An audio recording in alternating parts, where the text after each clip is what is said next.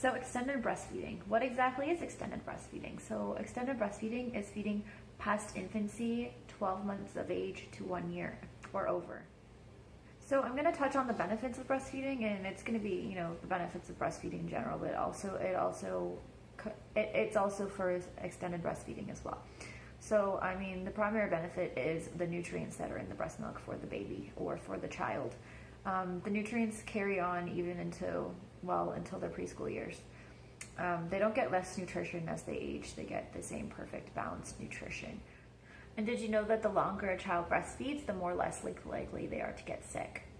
I just recently found this one out. I actually did a little bit of research to talk about it, and that was one of the new key notes that I found out, was that past infancy, it builds up their immune system longer than if they had breastfed shorter periods of time. It helps with their brain development, so they could actually be smarter. It's soothing and it's comforting to the child. There's that parent-child bond that's created, and you can continue that bond as they get older. There's also, obviously, there's benefits to the mother as well. There's certain cancers that you're less likely to get, like say ovarian cancer or breast cancer is less likely the longer you breastfeed. So why am I still breastfeeding, and how did I decide to breastfeed past 1 year of age?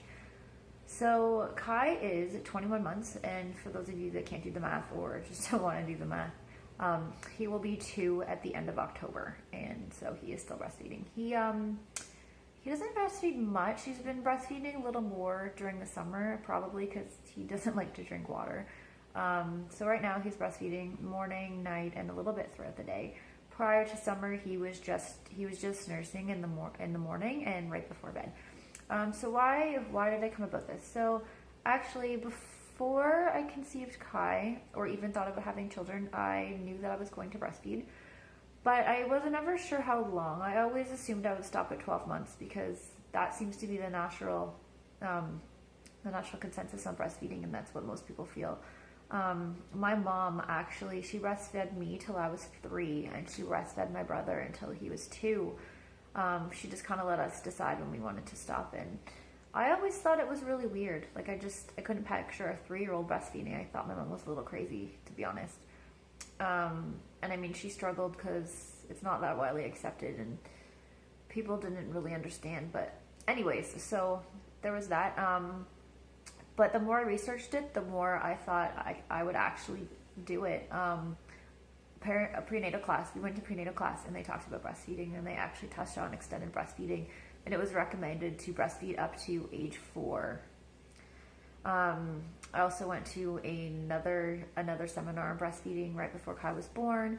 Same thing, it was recommended up to age 4. Of course, you don't have to breastfeed all the way up to age 4. You could stop at age 2, age 3, whatever you feel comfortable. I think for me, I'm going to let Kai pretty much wean himself. I don't think he's going to be 4. I think he might be 2 or 3 when he stops, because he doesn't show signs of wanting to do it all the time, and he's a very active little boy, very independent, and I just don't think he's going to be doing it till age 4. But I have no problem with people that are still breastfeeding their 4-year-old. I mean, it's good for them, and it's good for the baby. The child. And touching on the weirdness of it, because people think it's weird to be breastfeeding a 2-year-old. It doesn't at all feel weird. It feels 100% completely natural. He's hungry, he wants them, I just give it to him. He's old enough to ask for it, but I don't know, it feels natural. It just feels like that bond still, and that's our quiet time together, and I still enjoy it because he's a very active toddler, and he doesn't sit still very long, and this is the only time we really get to sit together before he goes to bed. So the other thing is, it's completely normal in most places in the world, most countries in the world. They breastfeed their older children. It's just North America that's made it uncomfortable and unnatural. So I mean, when we were living in Hawaii for a bit, it was common to see older children breastfeeding, and it didn't seem weird. It seemed natural. It just seemed like a mother feeding her kid, mother having a bond with her kid. It didn't at all strike me as weird or uncomfortable. Or I mean, if you make it uncomfortable or like anything. I mean, if you make a big deal out of it, then it's going to be a big deal. But if you normalize it, then, you know, no big deal. It's just a kid eating.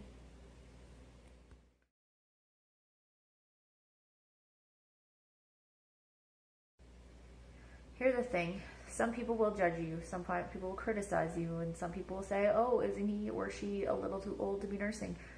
Um, People judge breastfeeding in general. People judge formula fed babies. People judge everything when it comes to parenting.